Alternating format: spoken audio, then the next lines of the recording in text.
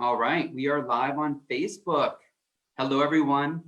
This is Kevin Hunting from Two Steps Forward Coaching, and I am here with Lauren Weinreb of LBW Coaching, and we are the K&L effect. So if you're out there, again, all of our fans across the world, we adore you. You know that we adore you, and we are so happy. We've gotten some great connections. Thank you. Exactly. So we're here, and just to recap, we've been doing lately this back and forth type of a program where last week Lauren didn't know what the topic was going to be until I told her. Well, now those tables have turned a little bit, and I don't know what the topic's going to be. So Lauren is going to lay it on me, and then we are going to engage. And if you're out there and you're watching and you're tuning in, please comment, ask us if you have a question, a burning question, and you hear us talking about something that you're like, chime in, post it. Because we want this engagement. We want you to obviously learn. We just talk a lot about like things that are going on in life. That's what this is all about, is one big journey. And so thanks for being here with us if you are. And if you see this on the replay, thanks for hitting us up on the replay. Okay, Lauren, I'm curious. I do want to say thank you to everybody who did follow up with me. I had a couple people follow up on your topic last week, and that was on what life would be like if we weren't so judgmental, that maybe we're missing the beauty. And I did actually have a lot of follow-up conversations. I hope that people will include them in, just type in replay and put your conversation in there, because it does help other people get more comfortable. But I had some great conversations. So your topic was awesome last week, Kevin. Well, thank you. So I'm always happy to be here to talk and to express, like you said, what our views are and how we would handle certain situations and how we handle it. Back and forth, right? Exactly. All right, so lay it on me. So actually forgot, but I wrote it down. So that's okay, because I knew that this week's was going to be a tag off of last week's. So, okay. So what I wanted to discuss today was the judgments that we have around ourselves and the dark parts of ourselves. So I was talking with someone today who was really struggling with that higher level of self-acceptance. It's like, I know where I struggle with perfectionism. I know I'm not perfect. I know I have flaws. But then there was that breakdown of, don't throw a rock at my glass wall, and it's that self-protective space of being afraid of the imperfections within us. Now, as I use these words, I want to be very clear that these words like imperfection and flaws do not carry judgments, because I think that's where we break down, is the judgments around those words. But we live in a world of duality. And so with good, there is bad. With beautiful, there is ugly. There can't be one without the other. But they don't have to carry the emotional weight. So what I want to ask you, have you considered the beautiful aspects of your flaws? And more specifically, I'm not assuming that you have flaws. Flaws? I'm just saying, I think that, we talk about them. People say like, yeah, I know I'm a micromanager of my family, but that's a need to control. And I see that. So I started, but I'm going to give it to you. Curious what your flaws are. I'm going to stack some questions. Okay. Yeah, wait. So you want to know what my flaws are? I want to know if you've ever considered the beautiful aspects of your flaws. That's a good question, because you're right that majority of the time when you are thinking about your own personal flaws, you're not looking at it through a lens of, well, let me see the beauty, like what beauty can be found in that. It's usually coming from a place of either beating yourself up, or, like you said, doing a lot of self-judgment, not a lot of self-compassion, which is kind of the flip side of it. So I would, I mean, and I don't know if they're flaws. I don't know if I call them flaws. I call them, because flaws to me, it's a part of who you are. So it's not a flaw. It's just, it's something that perhaps maybe I don't appreciate about myself, right? Or that I, for me, it's things that I wish I could change about myself, right? That I know have, because I don't look at it as a flaw necessarily. I look at it as something that prohibits me, I think, from fully, just, I guess, fully being, or for me, one flaw that I would say has always, not a flaw, let me just, hold on, rephrase that. One area What that are I you feel, going to call it? It's not a flaw. You're right, calling it's not it a flaw. I'd say part of my makeup that I have worked on, and I think I've done an amazing job of actually seeing now the beauty in it, because there is beauty on the other side of it, is actually, always feeling like I have to be in control of things. Like I have to be in control of the outcome. I have to be in control of, like in a business environment, it's easy to get caught up in that whole control type of thing, because it's a very competitive environment. Depending on the workplace, it can be very competitive. And so, there's everyone's sometimes trying to show, perhaps in certain situations, more of who they are, or trying to, okay, you asked that question, now I'm going to ask even a better question, right? And it's that whole mentality of better. And so I would say for me that the journey that I went on when I decided to leave, and my story, but when I decided to pick up and leave for the first time, that was a moment in where I realized how little control. I had already fooled myself in thinking that I was in control, first off, because it was my life. Well, it's normal that would be something that holds you back, right? And so it was only until I decided to follow my heart, listen to my heart, and choose to be with the man that I've been with now for over 14 years, that it kind of it didn't destroy all of that, but it really brought it to the forefront for me. It brought it to the forefront in terms of my consciousness and my awareness, and forced me to look at myself differently and look at actually our situation differently. And it wasn't easy.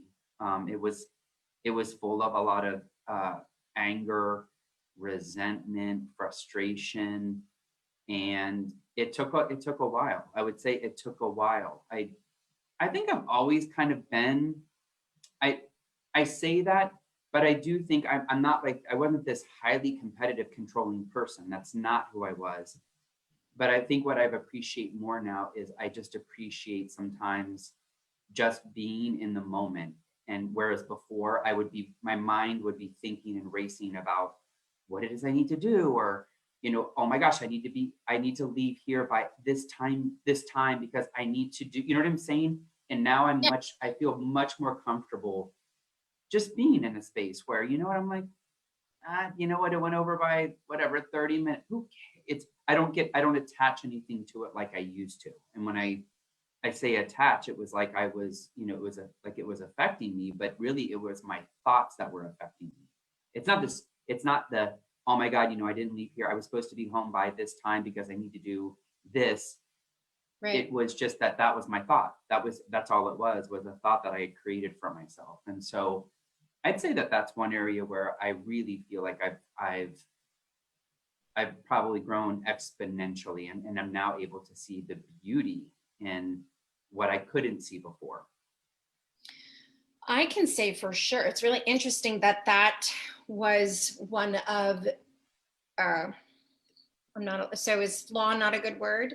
A struggle, whatever the word is, a flaw, struggle. I think it's just a part of your character. It's a part right. of who you are, and everyone's so different. Everyone has such a different makeup of like what they would say, oh, this is something that some people don't even know. Right, we're jumping ahead, some people don't even know that it's actually having an effect on them, and perhaps a negative effect on their life. Because That's where the problem comes in, is right, the lack of awareness around where those issues come up for you and how they're blocking you and moving you forward, and how that self-judgment around that gets in the way. absolutely. So, you know, forget addressing it. That's a completely different thing. But I mean, I can say for sure that while that's something that you can pull out and say it was a struggle for you, I can say that's one of the things that I really admire in our professional relationship. That is a strength in you, that I can count on the fact that you are in control and that you do manage. And I can rest assured in our professional spaces that that works to your benefit. So it's kind of, you know, it's a You're right. strength. It has both. It has negative. It can have negative. You're right. Like it can work for you, and also it can work against you. I think, but you're right. I mean, but I don't know if that's being. I don't know if that's me being in control as much as it's me just being planful, in the sense that, you know, I hold my or accountability, right? Like I hold myself accountable for the things that I know that I want to be doing for my practice and for myself, and, you know, for my family or whatever it is. And so I think, but I'm talking about like control where, you know, like it would leave you feeling unsettled, right? By not knowing that you can like you could absolutely control what the outcome is going to be of something, rather than just being at ease and letting the outcome be what it is going to be, right? I realize now that one of my greater flaws was, I'm just going to embrace it, was control, actually, now that you're bringing that up, because In control of what? Like, what would you say was the my control husband of? didn't have a job for a year and a half. And in the, like, I believe that the universe works in crazy ways, but that was about the same time I started my training for coaching. And there were all these amazing new rules and philosophies that were introduced. And I was able to look at how my need to control everything, you know, like, okay, well, lost a job, but in 6 months, I'll have a job. 6 months, he'll have a job. We'll be fine 6 months and 6 months. And it was like, I know. And that's not how it works, you know, and relinquishing that control to a higher power and letting go of the laundry's done, and letting go of, just in case you all heard that, but no one's going to fold it. Letting go of what I can't control. Right. It was You know the what I greatest think thing I had to learn. another big one, I think, is, and this is hard, is, you know, and you hear people talk about it all the time too. That's the thing. Like, I want to make it clear that, you know, if you're here, you're listening, whatever, sometimes people talk about this stuff, but like it's turnkey, like it just happens. And I'm like, it doesn't just happen. It's these are challenging things to face individually.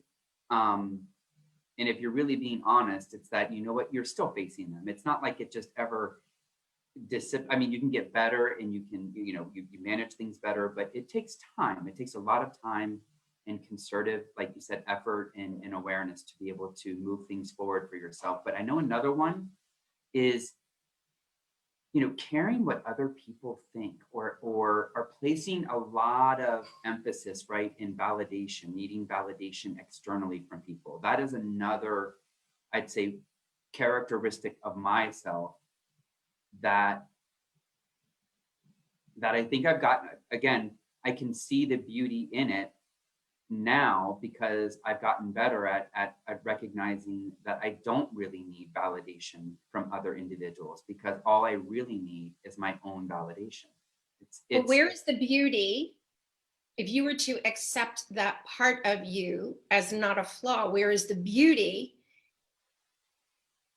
in that looking outward? Where can you see the beauty in that?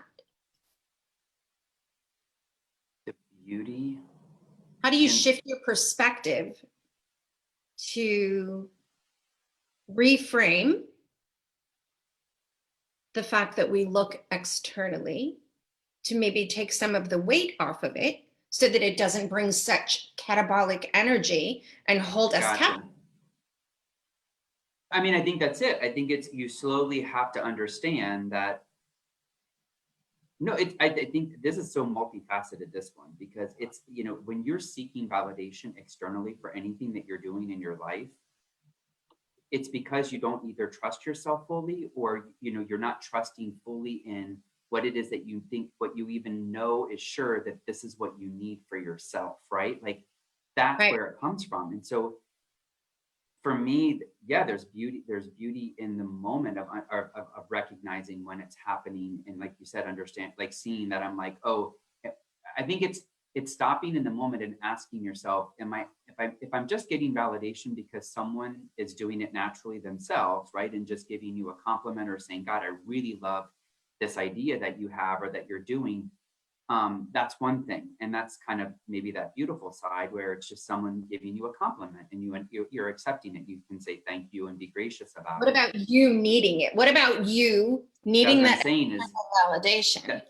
that's what I'm saying. That's where again, the work happens. And I'm not sure, sometimes I think it's hard to see the beauty in that. I mean, it's hard to see that there's beauty in that, at least initially, but there's beauty once you start to build the awareness that you're like, why? When you can start to have an internal dialogue around understanding why, what is it that I'm looking for? Like, if I'm interpreting it this way in terms of someone's validation, why? Why do I need their validation? And why is it, like, where is that coming from, right? Like, what's the underneath that why of why you're needing it? And so, And what if, I'm just curious, because I actually did a little bit of writing about that today, mhm, creating that awareness around whether or not it's true validation, because I think that's the go-to, is that when we ask people for things, we are actually looking for validation. But there's a whole bunch of steps that come before that. I mean, you know what I'm saying? Like, you kind of jump the gun and decide it's needing external validation. But what if you reframe it and you look at it and you say, okay, I like a little collaboration. It's okay that I'm looking outward, but I have to take back my power, use collaboration, and maybe it's guidance, and that's okay. And I don't know, I feel like we hold ourselves to these high expectations, and we can be so self-critical, and we don't want to accept the whole part of who we are. We are both the good and the bad. We are all of that. That is what makes us whole. And absolutely. there's beauty in everything that we are. It is that openness that can also allow for vulnerability. So it may not come Mhm. in affirmation, but being able to open yourself up and ask. There's a piece in there that says, I'm willing to share with you. So But I think that's different. I think that's what I'm saying, is I think it goes back also to your intent behind what it is that you're seeking. And so I don't know if it's reframing. I like, there is a difference for me when I recognize that I'm like, oh, I want to collaborate with someone. I really want to, you know, make this a collaborative space of this exchange that happens between ideas and thoughts, um and that's one thing. But there really is, it's, and that to me is, there's the absence of validation there. But when you're really doing it for validation purposes, that's when, again, it's your, like, does that make sense? Like, the yes, intentions to me are guiding what it is that you're intentions are really seeking, everything. right? What you're What seeking, you like, need, yes. So right? That if my need is intentions, you're absent to fill a space. Other it's people so can't social fill. media, yeah. Social media is such a great example, right? Like, it's such a great example because a lot of people, I think many individuals, not everyone and not every single time, but a lot of people are using the platform because they want to be validated. And this has been researched and studied. You Right? know, children, it's eating up our children's self-esteem, their own self-identity and self-esteem, because that's what it's about, is getting validated somehow, like, but it's not healthy, and in the end it's not healthy. So they're really, I guess that's where, for me, there's a nuance there too of, when I'm collaborating, it's not even about validation, but there are moments where I have made decisions in the past where I'm like, this is really about being validated, right? That's why I did what I did. And that's when I think you do have to take a step back, because although there's beauty in recognizing that that's a part of you, right? And having the compassion with yourself that I recognize that I do that, or that I did that, and that maybe I will do this again. But I do think that if you are constantly playing in that space without building any sense of awareness of how it might be affecting your life in a negative way, or in a not so, Yes. It's in a way that it's debilitating, that it's draining you, that it's taking away from what it is. That's where your power is. You're giving away your power. Right. Then to me, that's right. It's not, there's beauty in not, I think the beauty comes in the judgment piece, which we've talked about, right? Not self-judging, and recognizing that this is just a part of who I am. It's been a part of who I am, but it doesn't mean that's who I need. That doesn't mean that this is who I want to be as I continue forward. And so then, right, it becomes, how can I address this? Like, how can I address the fact that I am needing validation? Why is that? And starting to really get into the inner workings and the dissection of what's really behind this. Was it growing up in a family where there wasn't even a lot of validation? It was, you kind of were left without someone providing those guardrails almost of, great job or not a great job. I mean, you don't even know, because no one really have to be judgment around the why, it just is. And to accept that part of who you are, you're so much more than just that piece. But I'm finding that so many people allow their flaws to shadow the other parts of them and the power of those flaws, instead of just accepting the fact that, to me, in a conversation today, it was more like, we are all of my hands are all over the place. We are all of these things. We are everything. Absolutely. And you're right. And I think, I don't know if this is what where you're maybe going with this, is if you keep feeding into that negativity, right, that it makes things even worse for yourself, because you're, like you said, you're judging yourself. You're constantly judging yourself. Constantly. There's so much self-judgment in a negative way. We slap labels on ourselves, and we self-judge and we self-critique, and it serves no purpose. It literally weighs us down. It detracts us. It keeps us small. It keeps us afraid, and it doesn't serve us. But the truth, the greater truth that you can embody, is that you are all of these things. We are all of these things. There's so many things. And instead of having that energy around flaws and allowing that to carry you, it's just flaws. My flaw. And you're right. It's universal. I mean, you're right. It equalizes it when you think about the fact that everyone has something. I mean, it doesn't matter what it is. But even the word, people don't want to use the word flaws. Right. Why? It's a word. It's my imperfections. Your imperfections, or just your areas. For me, it's like, there are areas of opportunity that can actually work for you even more if you're willing to address them, right? If you are willing to step forward and say to yourself, you know what, I don't want to keep, what is it that I need to keep seeking validation from people externally? Like, I don't want to do this, I don't need to do this. But I think that is where it's the difference between where people find themselves, right, is you can stay in a space where you could probably just accept who you are and kind of still have self-compassion, right, for all of your imperfections, whatever those are.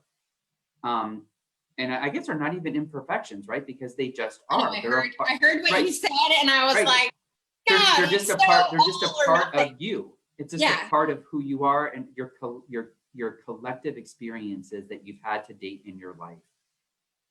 But I guess that is the powerful piece that we talk about as coaches, is that it doesn't mean that you have to stay in that space. I mean, you don't have to if you don't And it want to. doesn't own you. It doesn't own Right. you. It doesn't define you. It doesn't own you.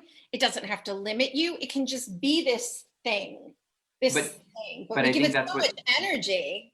that's the problem, is I think a lot of people can't, for many reasons too. Probably there's various reasons, but don't want to take that leap forward and say, you know what, I really don't like this about myself, or I wish I may not like this about myself, but it got me this far, right there. So you can see maybe a little bit of beauty in that I was able to get this far in my life.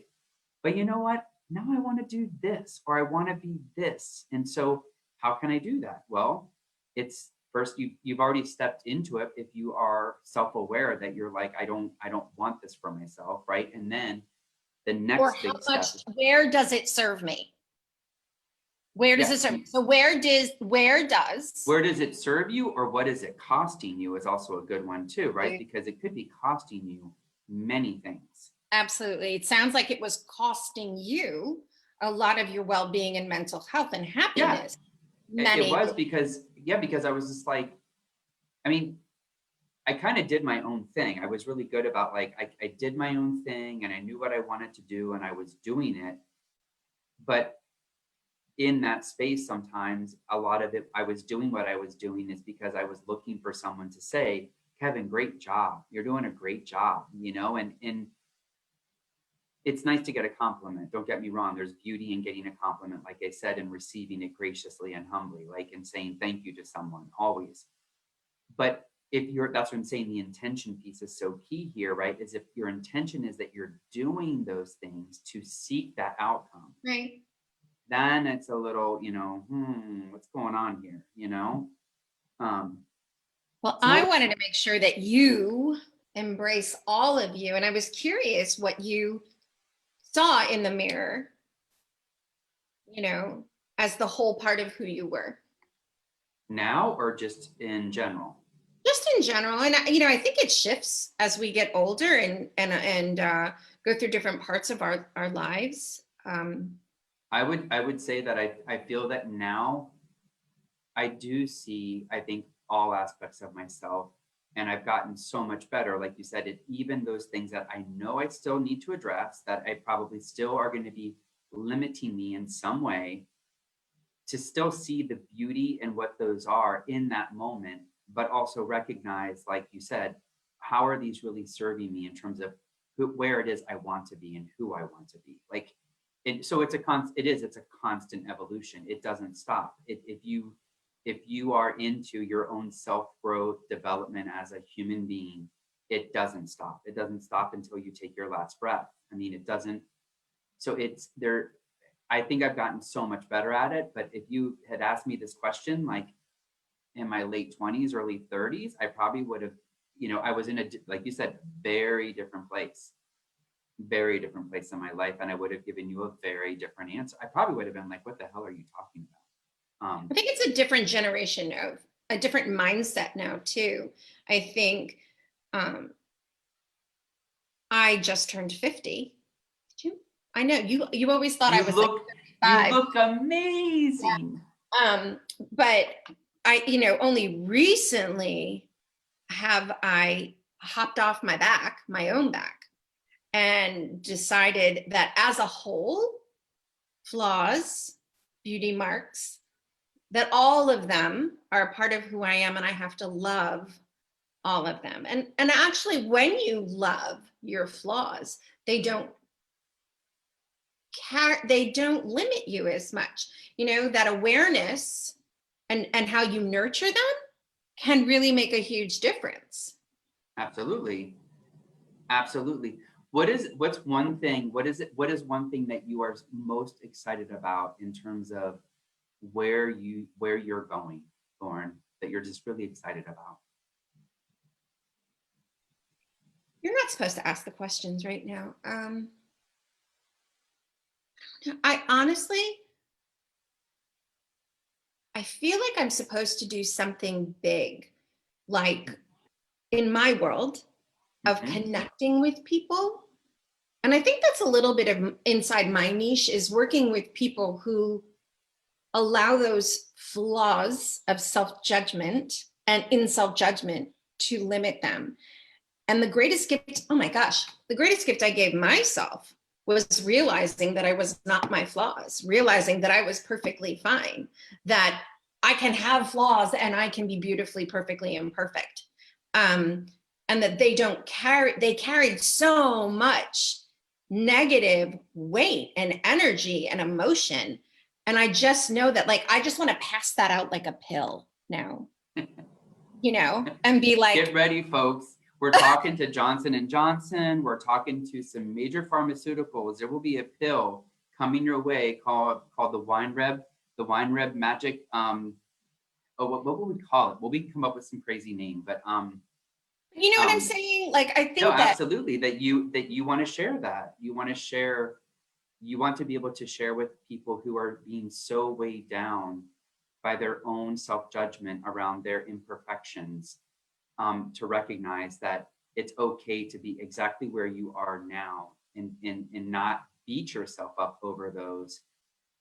But if those types of things are holding you back from getting what it is that you want in life, whether it's a relationship, that not even a body, just getting healthy in a very balanced sense, right? Like being more healthy, or finding the career of your dreams, or that partner of someone that you could share your life with, that you would want them to be. That's the beauty, is you can have that, and you don't have to be weighed down by those things that you have been weighed down for so long, because they don't serve you. so what is the first, so it's all about sharing tools. What Yep. would be the first thing around, I guess, alleviating the burden of carrying flaws and shifting into accepting your wholeness? That's a great question. Are you asking for a tool that people can use, or are you What's the asking just? first step? What would you say is the first step? I think funny, what really just comes to mind to me is, it's almost like I see a list. I like, it would be great if you journaled and just made a list of the things that, first tap into the things that you really love about yourself. So, right, start with something too, right, where it's a balanced approach. But what's coming to me right now is, start with a list and outline the things that all the characteristics that you really love about yourself. And Use them then in an Oreo. You're supposed to do one positive, one constructive, one one positive. negative. Right. Right. And so start there. But then I think also, on the flip side of that coin, write out the things that you know for yourself, that you've already, probably beaten yourself up more than you should be. But what are Much those more things? than you should be. What are those things that for you, that you feel are, that you want to work on? They're not flaws necessarily. There are things that have held you back because you spend way too much time being drained by them. Very They hard have on yourself. they take your energy, they take away your joy, they take away your passion, they take away your purpose. What are those things about you that you also want to include in that list? And I think that's a good starting place, in terms of just lay it out, like visually on a piece of paper, The right in front of awareness. you. If you don't have the awareness, you can't do anything. So you first have to cultivate that awareness, see it. And then I also think that some reframing around what it is, I think it can help, because, I saw your control, it can be used in a positive way. And I think that there's always ways to look at things and see some element of positive in them. But they don't have to carry all that weight, because we all have things, and they don't have to carry judgment. How do you release the judgment around that? Maybe if you can figure out how to reframe it, what is it that you have that is so much stronger and drives you more positively, that counterbalances that? like finding that balance, because we are just these amazing beings filled with so many amazing qualities. And of course, for one that drains us, one builds us and pushes us. And, I think that in the end, I think the greatest, and this is hard, I think that it's about acceptance, and understanding who you are and loving yourself. You're right. Loving yourself despite, not in spite of, but those things that Because also of those are things. right. It's It's being able to understand that that's me. That's me. It's all of me. all of I me. love me. Learning to love me, which means not just the really positive part, but all of the part. And then I think making a conscious choice, like we talked about, of okay, these things that do seem to be holding me back or draining me or costing me something in my life because I want to do or be or whatever, how can I address that? And the way that you can address that is through two amazing coaches that are right here in front of you. Coaches. So coaching it's so powerful. I mean, I can say that because I have been coached, and I've been coached by so many great individuals, including the woman right here that I'm with, that it's because of that, right, that I have been able to probably even love more of all of me, because it's a process. And that's what the process is all about in coaching, is, being able to kind of peel it back, understand it, dissect it, make sense of it for yourself, and then determine, what, do I want to continue doing this? Or if you don't, and you're like, I know that this is where I want to be, then you're working, you obviously can work towards that. So let's shift this shit, move it out of my way. I'm done. How do you do that? And I do think that judgment is everything. I think that we have to learn to release it and find greater acceptance. It is. Judgment creates so much it's just not productive. There's nothing productive about being judging or judgment, self-judgment. Doesn't matter. I mean, we really got into it last week because I love talking about it. But yeah, there's just nothing in judging. Judging is a very, very egocentric place to be. It's just so much about your ego driving the car versus you kind of seeing things from a higher, like just like, it's like tunnel vision, right? Rather than just seeing this small amount without judgment, you're able to start seeing so many other things that you weren't able to see before. And so the world is so much bigger and more beautiful when you remove the judgment from your filters.